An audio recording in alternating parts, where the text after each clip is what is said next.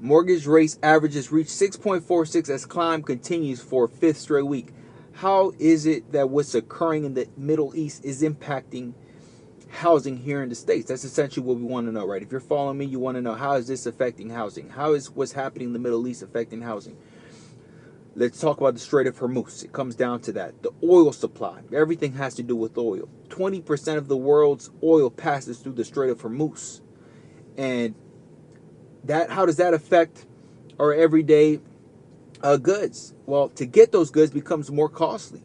And not just everyday goods, industrial goods, which affects housing.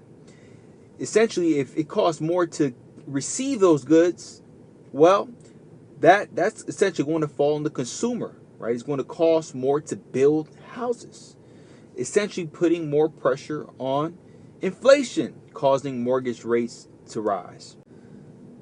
So, if oil prices continue to rise, that is going to put pressure on everyday goods, right? Not just housing, but everyday goods. And when I'm talking about everyday consumer goods, I'm talking about transportation. I'm talking about food. I'm talking about clothing. I'm talking about cleaning supplies, right? So higher prices in oil will essentially put pressure on everything to rise. That is inflation 101. So with that being said, if you are a buyer, hey, opportunities are here. If you are a seller, it's important that you have the right game plan.